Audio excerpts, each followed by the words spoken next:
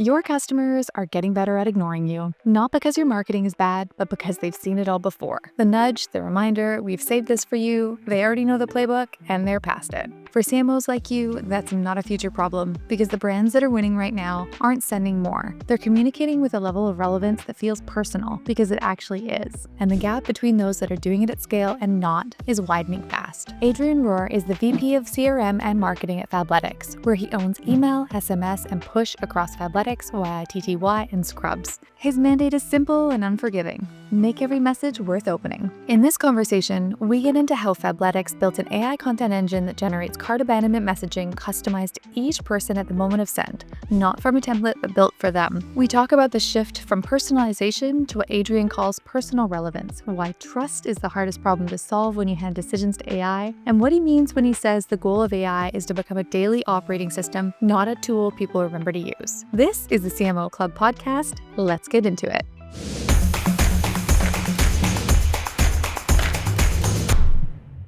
I'm really excited to chat with you today, and I'd love to hear a little bit about who you are, the role you hold, and the company you work for, and then we'll dig into the conversation. But thank you so much for speaking with me at the CMO Club as we're at the Activate Summit hosted by Adrian Rohr. Thanks for having me. Yeah, my name is Adrian Rohr. I am the VP of CRM at Fabletics. And my team oversees everything around email, SMS, and push notifications for our brands, Fabletics, Scrubs, and Yiddy. Fabletics has built quite a loyal following over the years, and I'm sure this has been a very thrilling place to be in. Yep. And I have no doubts that AI has probably been an anchor point for a lot of conversations, experiments, and also processes that you've established. Yes. Do you want to speak to a little bit about sort of the company's journey with AI, sort of your relationship with making that happen, and what you're finding as a result? Sure. I mean, AI is in everyone's mind at the moment, right? Like, I think for us, it became like really, like everyone felt it probably like last year. Right. Around that time, right? Yeah. Like early in the year, we started really top down and also bottoms up from all angles. We approached it, right? Our CEO was very clear, like it's going to be a big initiative for us, Yes. right? So there's this like perceived pressure of like, oh, now AI is a big thing. So relatable. Yes, unfortunately, you're great. Like, you know, you can see it from both angles. I think it's actually great because it motivates the entire company to be after AI, right? It's not just like one team that tries to keep pushing. It's like everyone is going to be on it. True. Right? So there was this like this top-down mandate, but also this bottom-up like curiosity and like motivation to try things out. Great. Right? People started using like a million different tools, and like I feel like everyone was overwhelmed of like the amount of tools that we had. Like there was so much news about like all the tools that came out, things that you can do, image generation, content generation, workflow automation, like so many different things that we all tried to get after. Sure. And then I think last year we started rolling out ChatGPT for the entire company, right? That was like one of the moments when we really like made it accessible to everyone. Right. And people tried it out, people played around with it, people had success with it. Yes. But it was very much focused on individual use cases, right? Like the marketing team wrote some copy lines, the creative team made some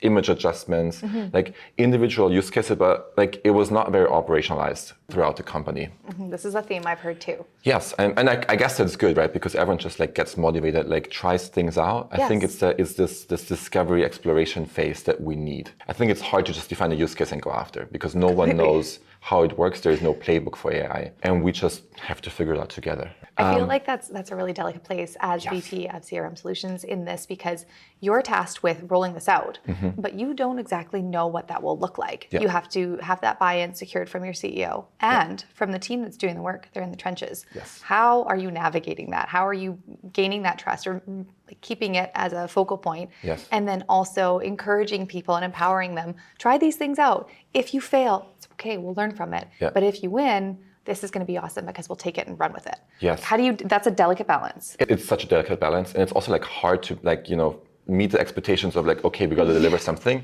but like we all don't know how it works, right? Yeah.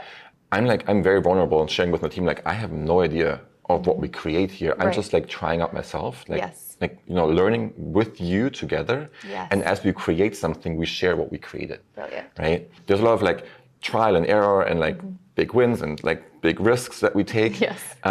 But in the end, we're all in the boat together because, as I mentioned, there's no playbook of how we apply it, right?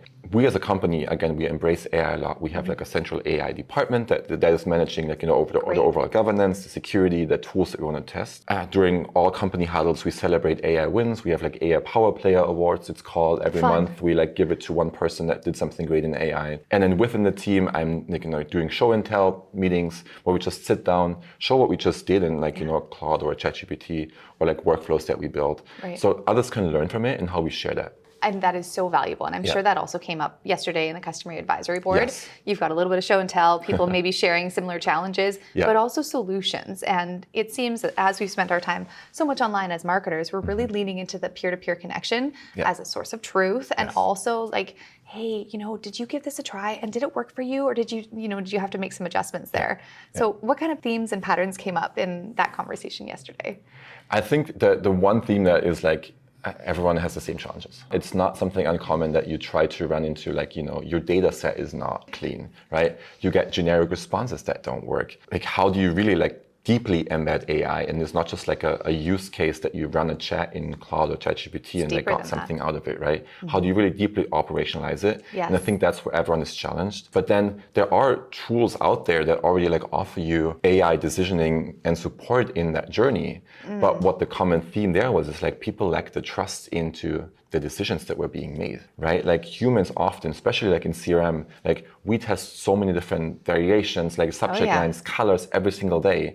But that knowledge is like a human knowledge. Right? People know what works. If you ask my team about like what's the best performing subject line or like the best performing creative, they will tell you.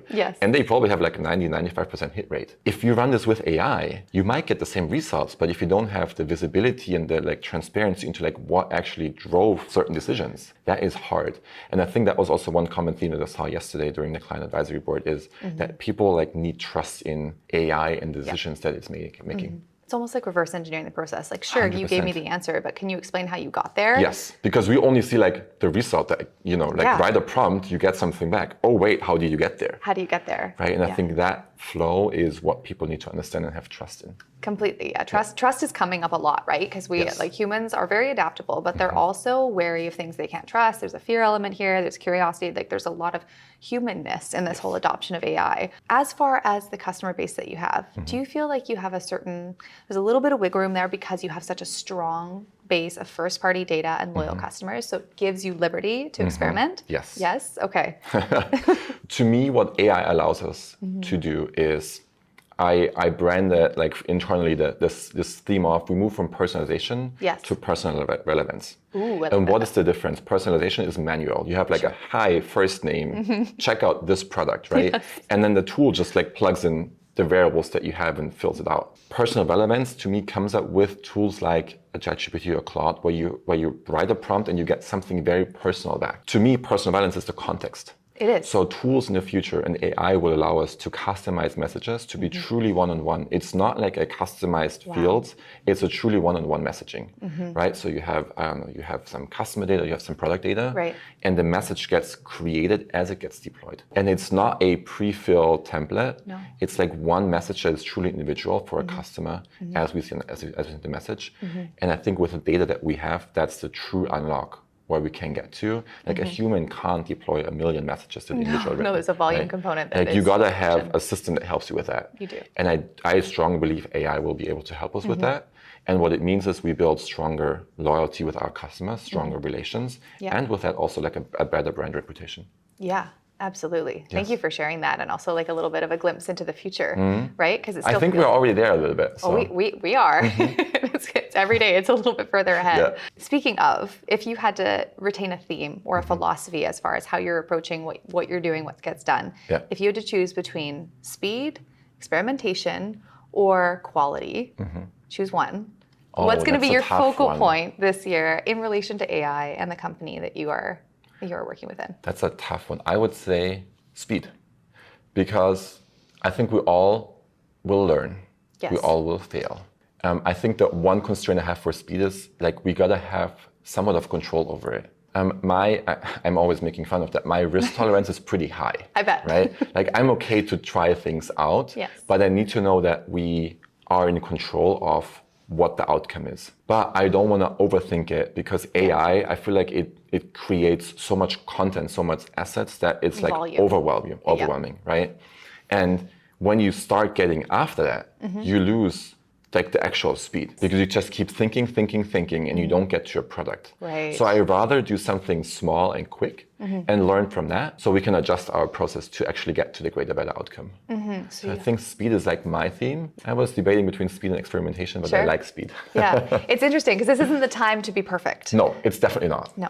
It's a time to really test things out and see what you get back, and then move forward from that. And you can't afford to miss that right now. The window is sort of like things are changing under our feet, and if you're not on this boat, you're going to be left behind. And that also that comes up a lot in themes. Like there's this fear element, so people are paralyzed because they don't know what to do. But it's like you just pick one small thing to experiment with, see what happens as a result. For marketing leaders who are maybe not as far along in their AI adoption journey as you are, do you have any piece of advice, like anything that got shared yesterday that sort of helped them kind of get out of their own head and into the possibility versus the things that are maybe slowing them down or stopping them from trying this out?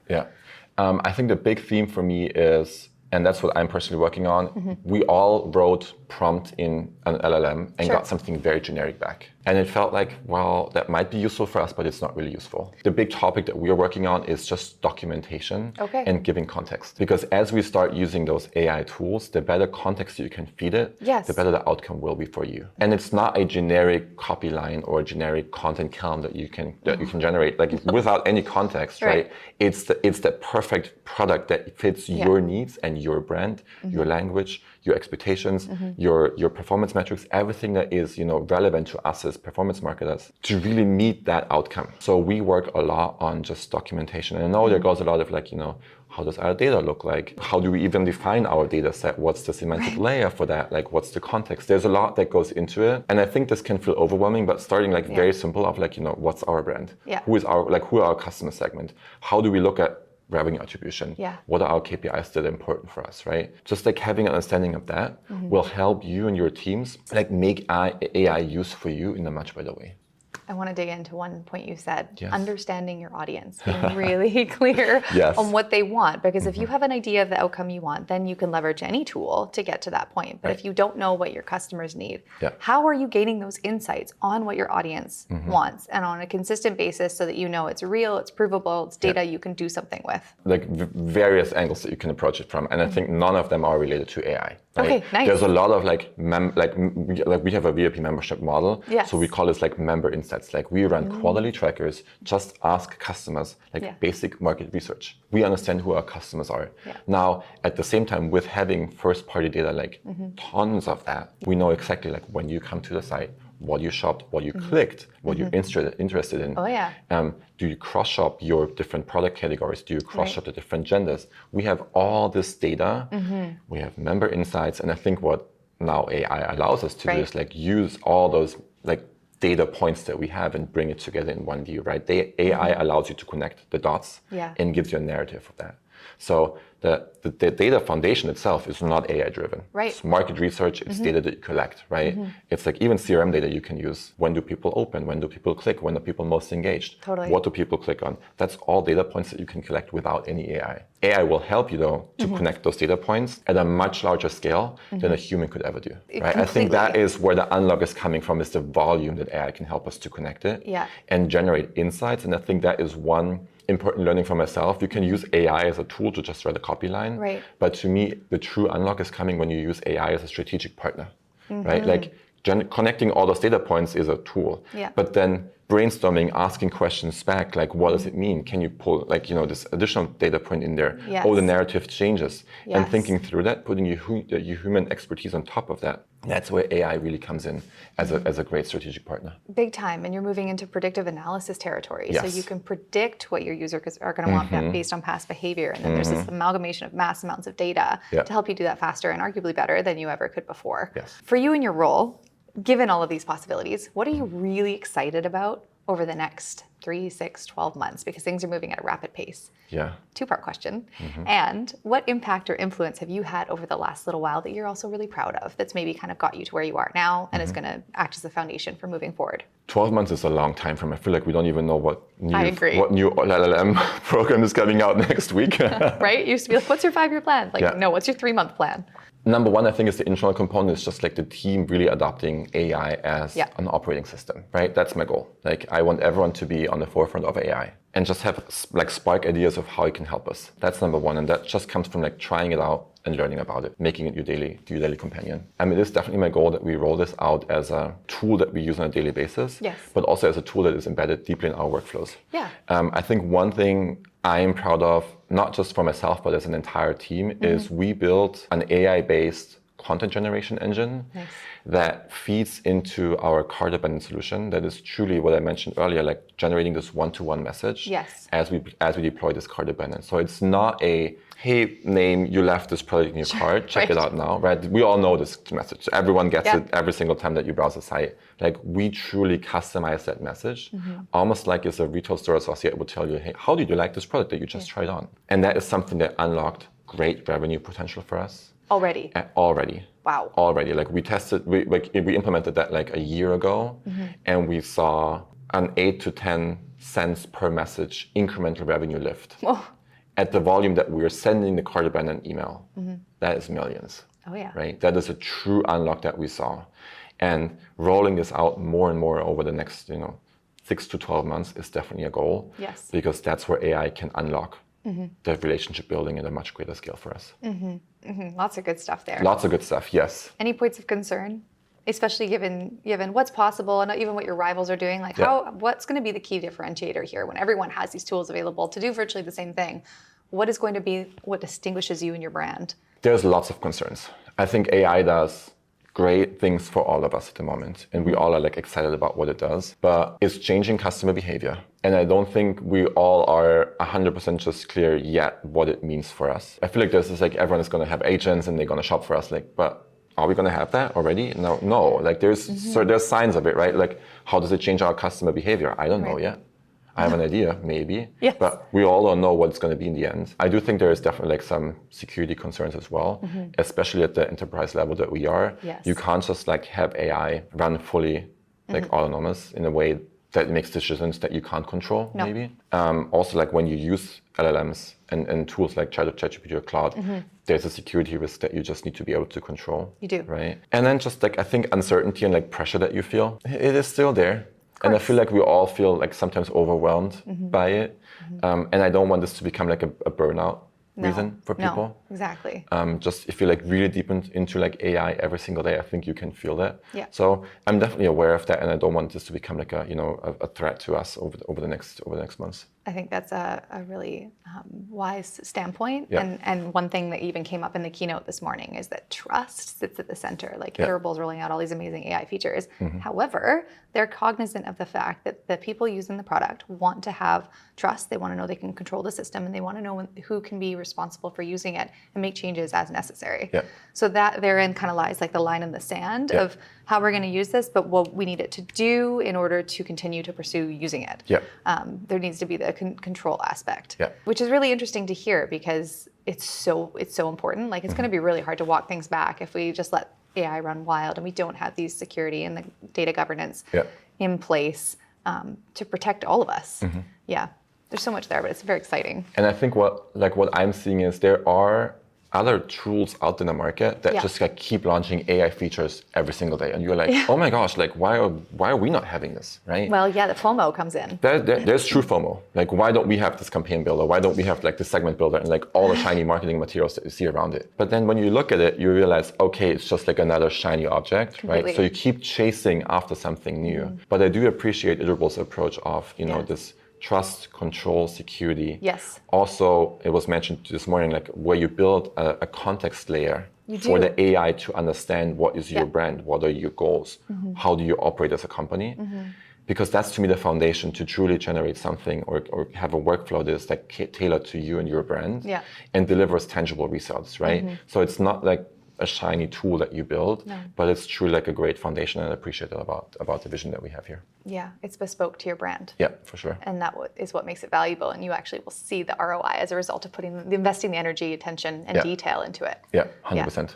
So many good things, and kudos to you for navigating that pressure, and also like the antidote to anxiety is action. Yes. And so if you take one step, doesn't matter how big it is, and you get by and you kind of can rally the troops and get everyone to explore their learnings and share it, well, this is a really exciting phase to be in. 100%. You're always going to learn something new. It's just whether or not you have the wherewithal to try it out and see what comes back. 100% agree. Yeah. Adrian, is there anything else you want to share? This has been such an insightful conversation too, to hear at the enterprise level, what you're dealing with. I think nothing around AI. I'm just like, it's always great to connect with like growth and CRM leaders here at Activate. Yes. Right? That this is like one of the highlights of the year. I think always going to a conference is always a great moment. Learning from others, seeing what others do. Even if it's just like a nod to like, oh, we are doing this. It's like your own reassurance. Like it's not just like learning something completely new. It's just like reassurance for yourself. I really appreciate that. And having Activate in LA is also great because that's my home turf. So hey, right on. I love it here. Yes. Oh, that's awesome. It's a beautiful city. Yes. Well, thank you so much for speaking with me on the CMO Club. Like, you've shared so many insights that I think other leaders and even people who are really just trying to get a read on this, they're going to be able to find these useful and apply, and also just maybe change their philosophy and how they approach this. But so much here that you shared. Thank you very much for sitting down with me. Thank you for having me. Yeah, it's Great been a pleasure.